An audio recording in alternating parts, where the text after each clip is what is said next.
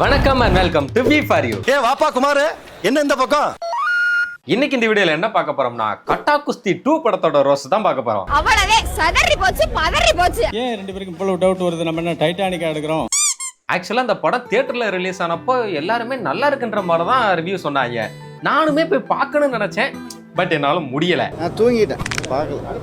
இப்பதான் எந்திரிச்சு சரி, ஓடிடில வந்ததுக்கு அப்புறம் பாத்துக்கலாம்னு பார்த்தா இங்க கமெண்ட்ஸ்ல ஃபுல்லா அந்த படத்துக்கு ரோஸ்ட் கேட்டுக்கிட்டு இருக்காங்க வரிசையா. ஒரு படம் எப்படியெல்லாம் இருக்கக்கூடாதோ அப்படியெல்லாம் இருக்கு. அவ்வளவு கேவலமான காட்டு மொக்க படம் தான் கட்டா குஸ்தி 2. எனக்கு ஒண்ணுமே புரியல. என்னடா ஒரு பக்கம் நல்லா இருக்குன்னு சொன்னாங்க, இன்னொரு பக்கம் ரோஸ்ட் கேட்கறாங்களேன்னு கடைசியா நான் ஒரு முடிவுக்கு வந்தேங்க. சரி, நம்மளே அந்த படத்தை பார்த்துருவோம், பார்த்துட்டு ஒரு முடிவுக்கு வருவோம்னு சொல்லி நானும் அந்த படத்தை பார்த்தேன். என்னால தூங்க முடியல லேடிஸ் அண்ட் ஜென்டில்மேன். பார்த்தா அது ஒன்றும் ரோஸ்ட் பண்ற அளவுக்கு சூரமொக்க படம்லாம் ஒன்றும் கிடையாது.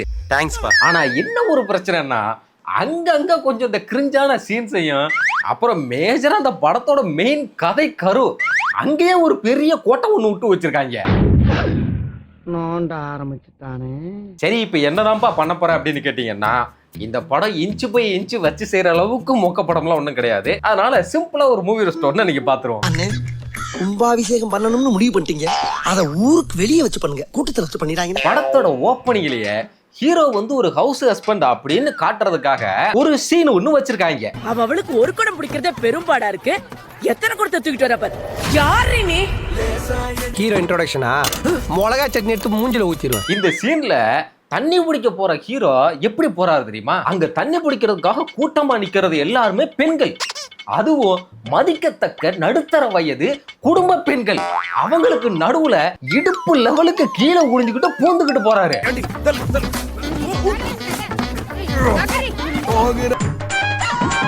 என்னையா இது? அதுவும் அவர் அப்படி மட்டுமா போனாரு, போன கேப்ல அங்க நிக்கிற ஒரு அக்காவோட இடுப்பு வர புடிச்சு கிள்றாரு. இதெல்லாம் ஒரு ஹீரோ செய்யற செயலா? அதாவது ஹீரோவுக்கு ரொம்ப ஜாலியா கேஷுவலா ஒரு இன்ட்ரோ வைக்கிறேன்னு சொல்லி அந்த மாதிரி பண்ணிருக்காங்க. எப்படி அடுத்த வீட்டு பொம்பளையில இடுப்பு பிடிச்சி கிள்றது உங்களுக்கு ஜாலியா? இல்ல எனக்கு புரியலையா டைரக்டர் சார். இது ஜாலியா? இது ஜாலியா? அதுவும் இந்த படத்துல ஹீரோவோட கேரக்டர் என்ன தெரியுமா? இவர் ஹவுஸ் ஹஸ்பண்டா இருக்கிறதுனால ஒய்ஃப் வேலைக்கு போனதுக்கு அப்புறமா அந்த அபார்ட்மெண்ட்ல இருக்கிற ஆண்டிங்களோட எல்லாம் சேர்ந்து ரீல்ஸ் எடுப்பாராம்.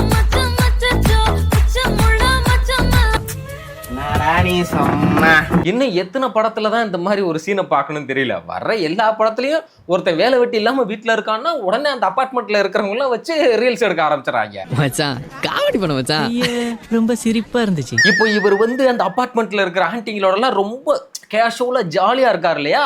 அதனால அவங்க புருஷனுங்களுக்கு எல்லாம் நம்ம ஹீரோவை பிடிக்க மாட்டேங்குது. எல்லாத்துக்கும் காரணம் அந்த வீரா தான். நம்ம பொண்டாட்டிகளை வச்சு என்னென்ன பண்றா பாரு. இவங்க சொல்றதெல்லாம் கேட்கும் போது ரத்தம் கொதிக்குது, வாயில வார்த்தை வருது, நான் கண்ட்ரோல் பண்ணிக்கிறேன். எப்படி காட்சி அமைப்பு ரொம்ப புதுசா இருக்கா, ஃப்ரெஷ்ஷா? ஒண்ணும் இல்ல, தொண்டையில கிச்சு கிச்சு. விக்ஸ் மாத்திரை சாப்பிடுங்க, கிச்சு கிச்சு போக்குங்க. பாண்டியராஜன் சாரோட கோபாலா படத்தோட காப்பிங்க அது. என்னமா சொல்றான் இவன்? நிஜமா? Unfortunately, yes sir. இந்த விஷயத்துல நாம எல்லாம் சண்டை போடுறதை விட புருஷா எல்லாம் ஒத்துமையா இருந்து அந்த கோபாலேஷனை கண்காணிக்கிறது தான் நம்மோட வேலை. என்ன கண்டராவி மாதிரி இதுக்கே அப்செட் ஆனா எப்படி? சரி, இது மட்டும் தான் காப்பி அடிச்சாங்களான்னு பார்த்தா அந்த கோபால படத்துல இருந்து ஒரு சீனையே காப்பி அடிச்சு அப்படியே வச்சிருந்திருக்காங்க. ஆனா டெலிட்டட் சீன்ல தூக்கிட்டாங்க. அத அவங்களே வேற விட்டுருக்காங்க. உண்மை சார், இங்க வாங்கல, நீல ஒரு தடவை பாருங்க. அந்த ஆளு 9 மணிக்கு 10 இட்லியை சாப்பிட்டு 1 லிட்டர் பாலை குடிச்சு அப்படியே தூங்கிடுறாரு. கைய கூட நான் தான் கழுவி விடுறேன். இந்த கம்பில பாத்தீங்களா? இப்ப அந்த கம்பில பாருங்க. தினசரி ஒவ்வொரு நாள் இரவும் 9 மணி ஆனால் என் கணவர். நீங்க சொல்றத பார்த்தா கைய கூட நீங்க தான் கழுவுறீங்க. இந்த சீனு தான் அந்த படத்துல பாண்டியராஜன் சார் படத்துல நடக்கும். மனசாட்சிங்கிறது மசுற அளவுக்கு கூட இல்லாம கண்டென்ட்ங்கிற பேர்ல எந்த கர்மத்தாலும் தூக்கிட்டு வந்துடக்கூடாது. நல்ல வேளை அந்த சீனை நீங்க டெலீட் பண்ணிட்டீங்க. வச்சிருந்தீங்கன்னு வைங்க, கண்டிப்பா ஃபுல் மூவிக்கு ரோஸ்ட் போட்டிருப்பேன். கரெக்டா இருந்துக்க. சரி, கதையில இது மட்டும் தான் ஓட்டையான்னு கேட்டீங்கன்னா இதை விட ஒரு பெரிய ஓட்டை ஒண்ணு இருக்கு.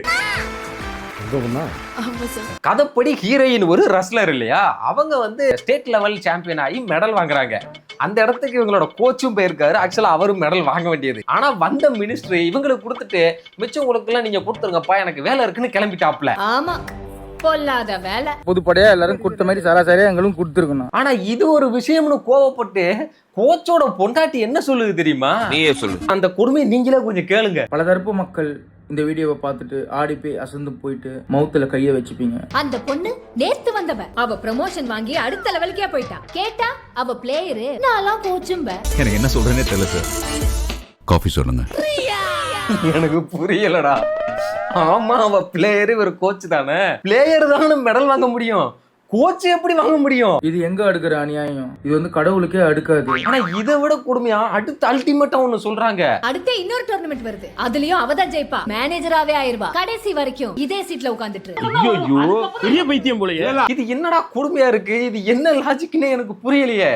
ஒரு கோச் வேற என்ன செய்ய முடியும்? ஐயோ, ஒரு பைத்தியக்கார பைலட் மாட்டிட்டு படுற பாடு. இப்போ ஒரு வாத்தியார் ஒருத்தர் இருக்காருங்க, அவர்கிட்ட படிக்கிற ஸ்டூடெண்ட் எல்லாம் படிச்சு IAS IPS இப்படி ஆகுறாங்கன்னு வைங்களேன். அந்த வாத்தியாரோட பொண்டாட்டி வந்து, நீ எல்லாம் எதுக்கு லாய்க்கு? உங்ககிட்ட படிச்சவள் தான் கலெக்டர் IAS IPS ஆகுறான், நீ இன்னும் வாத்தியாரவே இருக்க அப்படின்னு கேட்டா அது எப்படி இருக்கும்? அந்த மாதிரி தாங்க இந்த பைத்தியம் கேக்குது.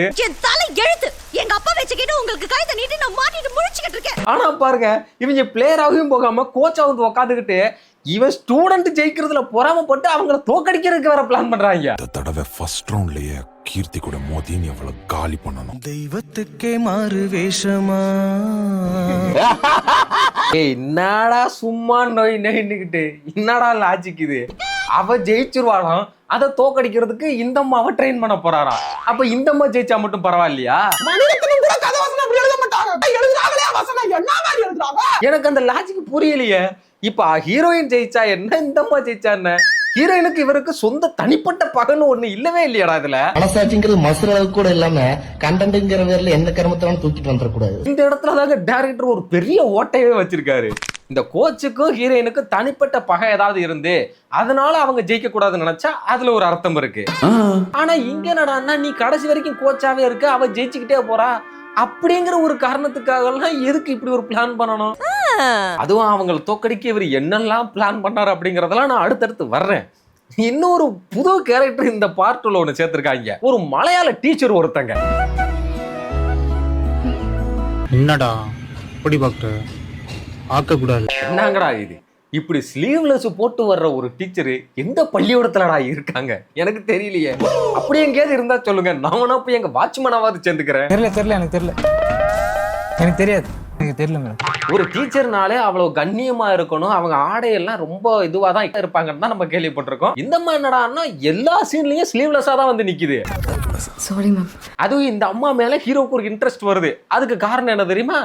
அதே நீளமான முடிங்கிறதா. உங்களது ஒரிஜினலா? வாட்? இல்ல முடி ஒரிஜினலான்னு கேட்டேன். டீச்சர் என்ன யூஸ் பண்றீங்க? நல்லா கருகருன்னு வளர்ந்துருக்கு.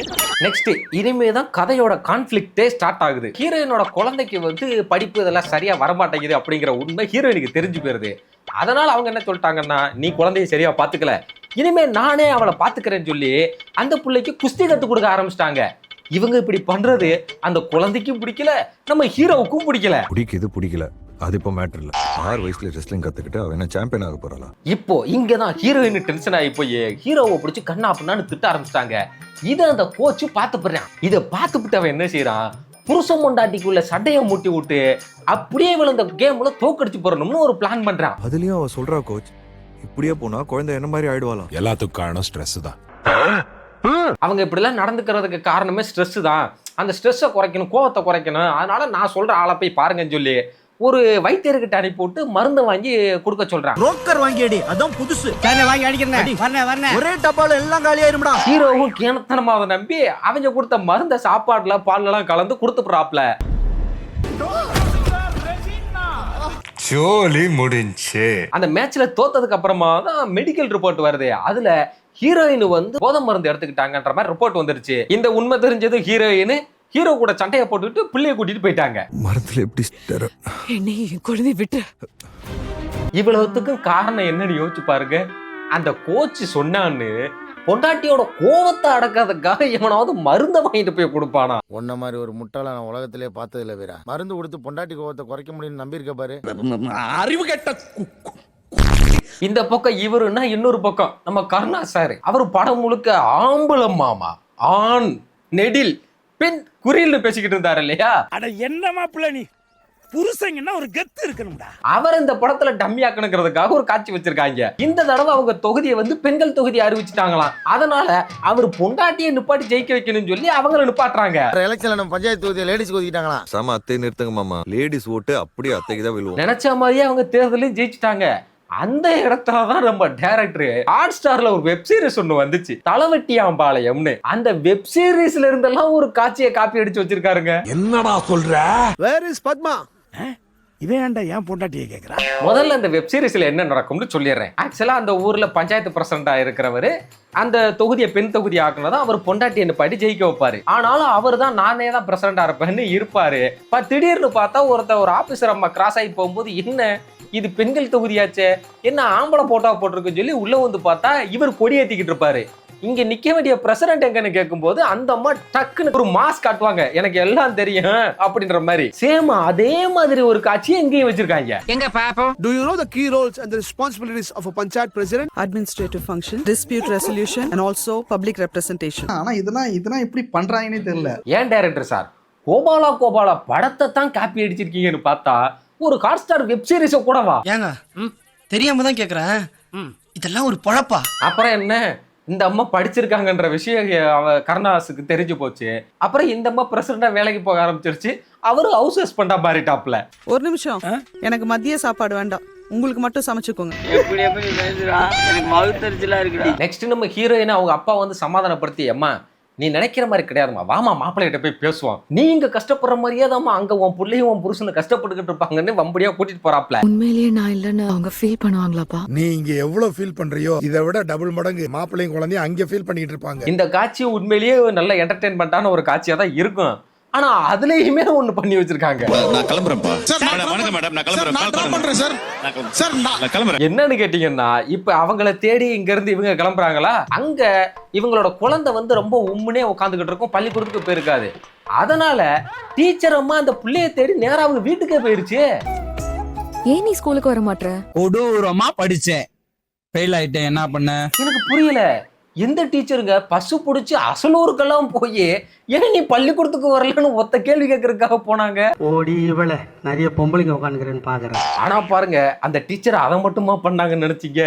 அந்த புள்ள சிரிக்கவே மாட்டேங்குது உம்முன்னு இருக்குதுன்றதுக்காக அப்படி போடு பாட்டை போட்டுட்டு அதுக்கு அந்த போடுறாங்க டான்ஸ். இவங்க பள்ளிக்கூடத்து டீச்சரா இல்ல ஆட்டக்காரியான்னு தெரியல. அவங்க வீட்டுல போய் ஜாலி பண்றதுக்கு அத்தனை ஆம்பளைங்க இருக்கும் போது அந்த குத்துறாங்க. நல்ல குடும்பம், இந்தியாவில் இப்படி ஒரு குடும்பத்தை நான் பார்த்ததே இல்ல. இனிமே இந்த பக்கம் வந்தா கார் ஓடிச்சு போடுவேன். அது இவங்க இந்த குத்தி மொத்தமா ஃபேமிலியா டான்ஸ் ஆடிக்கிட்டு இருந்தாங்க இல்லையா? கரெக்டா டான்ஸ் ஆடும் போது அவங்க மொத்தமா ஃபேமிலியோட வந்து இந்த கூத்தை பார்த்துட்டாங்க. இல்ல உன்னைய பத்தி நான் கூட என்னென்னமோ ரசிக்கிறேன், நீ சீப்பாலா இருந்திருக்க. இவங்க இப்படி ஜாலியா டான்ஸ் ஆடிட்டு இருந்ததை பார்த்தது அப்ப இவங்க திருந்தல, நேரா கோர்ட்டுக்கு வாங்கடான்னு கேஸ் போட்டு விட்டாங்க, டைவர்ஸ் கேஸ். இந்த டைவர்ஸ் கேஸ் போட்டதுக்கு அப்புறமா தான் உண்மையிலேயே அந்த சாப்பாட்டுல கலந்தது அந்த கோச் தான் இதெல்லாம் செய்ய சொன்னாங்க உண்மை தெரிஞ்சு போச்சு. அட பாவி சண்டாளா, நீயாடா என்ன கொலை பண்ண பார்த்த? ஹீரோக்கு உண்மை தெரிஞ்சு போச்சு. அந்த கோச்சு கிட்ட போய் கேட்டா அந்த கோச்சு இன்னும் கேணத்தனமாவே பேசிக்கிட்டு இருக்காங்க. அவ மட்டும் தான் விளையாடணும், மெடல் அடிக்கணும், ப்ரமோஷன் வாங்கணும். நான் இங்க நல்லா சிரிங்க, சூப்பர், இப்படிதான் சிரிக்கணும், எல்லாரும் சிரிங்க. அடே நீ கோச்சுடா, நீ மெடல் அடிக்க முடியாது, நீ விளையாட முடியாது, நீ கத்து கொடுக்கத்தான் தான் செய்ய முடியும். என்னங்கடா இது கொடுமையா இருக்கு. இன்னொரு பக்கம் இவங்க கேஸ் கோர்ட்டுக்கு போச்சுன்னா அங்க வந்து இவங்களுக்கு 2 பேரும் சேர்ந்துதான் வாழணும், கொஞ்ச நாள் டைம் எடுத்துக்கங்கன்ற மாதிரி சொல்லிட்டாங்க. உடனே குடும்பத்தோட நின்று கோர்ட்ல சண்டை போட்டுக்கிட்டு இருக்காங்க. அது கோர்ட்னு நினைச்சாங்களா இல்ல வேற எதுவும் நினைச்சாங்களான்னு தெரியல. இப்பவும் மோதிரத்துக்கு நான் ரெடி, உங்க ஆம்பளை பிளேயர் ரெடியான்னு கேட்டு சொல்லுங்க. ஏன் டைரக்டர் சார் எனக்கு புரியல, நீங்க அந்த காட்சியவே அப்படியே கோர்ட்டுக்கு வெளியில நின்று கத்திட்டு கிடந்தாங்க, சண்டை போட்டாங்கன்னு நீங்க வச்சிருந்துருக்கலாமே. யாராச்சும் கோர்ட்டுக்குள்ள நின்னுகிட்டு அப்படியெல்லாம் வாக்குவாதம் பண்ணி சண்டை போடுவாங்களா? வெளியே போடா. அதுவும் சண்டையோட முடிவுல என்ன முடிவுக்கு வந்தாங்க தெரியுமா? போன பார்ட்ல மாதிரியே சண்டை போடுறதுக்கு முடிவு எடுத்திருக்காங்க. நான் சொல்றேன் எப்ப ரெடி தான். நெக்ஸ்ட் இவங்க முடிவெடுத்த மாதிரியே மேட்சையே வச்சாங்க. ஃபர்ஸ்ட் ஸ்டார்டிங்ல ஹீரோயின் அவரை போட்டு பொலன்னு பொளந்துட்டாங்க, தூக்கி பந்தாடிக்கிட்டு இருக்காங்க. லாஸ்டா ஃபைனலா அவங்களுக்கு ஒரே ஒரு பாயிண்ட் தான் எடுக்க வேண்டி இருந்தது. ஹீரோ ஒரு ஆயுதத்தை கையில எடுத்தாப்ல.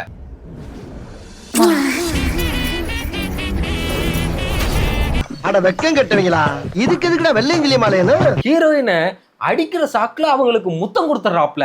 அவங்க அதுல ஷாக் ஆகி மயங்கின உடனே அடிச்சு கீழே போட்டுறாப்ல. இவ எதுக்கு வேலைக்கு போறா? வீரா ஏதோ புது டெக்னிக்கலா விளையாடுறானா? இது என்னடா புது விதமான ஃபைட்டா இருக்கு? ஹீரோயினை அடிக்க முடியலன்றதுக்காக இப்படி ஒரு குறுக்கு வழியில உள்ள போறாப்ல.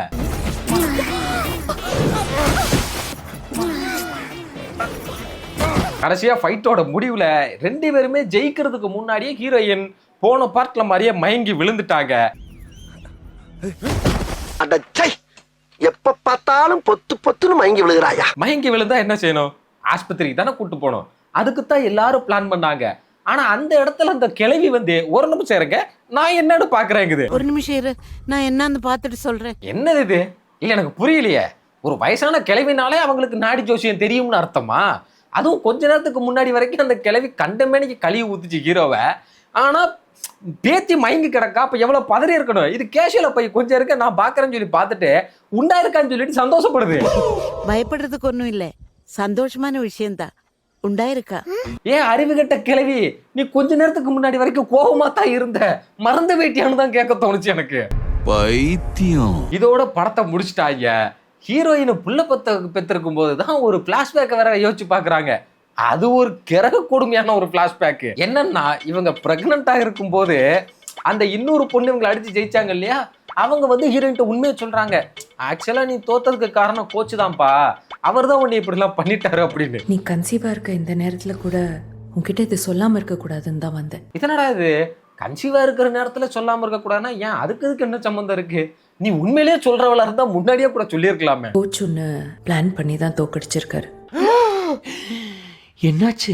ஷாக்காமா. அதுவும் படம் முழுக்க இவளை எப்படியாவது அடிச்சு ஜெயிக்கணும்னு நினைச்சு எல்லாத்தையும் செஞ்சுவிட்டு அடிச்சு மெடலையும் வாங்கிட்டு வந்ததுக்கு அப்புறமா இல்ல நான் ரொம்ப திருந்திட்டேன், எனக்கு ஒரு ஞான உதயம் வந்துருச்சு, இந்த மெடலுக்கு நீதான் சொந்தக்காரி, இந்த காலடியில சமர்ப்பிக்கிறேன்னு வைப்பாங்களாம். இன்னைக்கு நான் ஜெயிச்சிருக்கலாம், ஆனா இந்த வெற்றி உன்னோடது.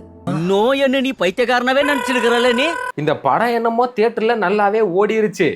ஆனாலும் நான் டைரக்டர் சார், ப்ரொடியூசர் சார், உங்களுக்கு நான் ஒன்று சொல்லிக்கிறேன், நீங்க என்னமோ ஒரு ஆகச்சிறந்த படத்தை எடுத்துட்டா மாதிரியும் அதனால அந்த படம் ஓடிருச்சுன்னு மட்டும் தப்பா நினைச்சிடாதீங்க. அடுத்த படம் இதே மாதிரி எடுத்துறாதீங்க. ஏதோ அங்கங்க என்ஜாய் பண்ற மாதிரி சீன் இருந்ததுனால தப்பிச்சிட்டீங்கன்னு நினைச்சுக்காங்க. படத்துல அம்புட்டு ஓட்டை இருக்கு, அவ்வளவு கிரிஞ்சான சீன் எல்லாம் வச்சிருக்கீங்க. ஒரு நூல் இலையில தப்பிச்சிருக்கீங்க நீங்க. செல்வம் வண்டி யூட்டர்னரா செட்டி உஷாராயிட்டான். அவ்வளவுதான் மக்களே, இதோட இந்த படத்தோட ரோஸ்ட் முடிஞ்சு. உங்களோட கருத்துக்கள் என்ன அப்படிங்கறத மறக்காம கமெண்ட் செக்ஷன்ல சொல்லுங்க.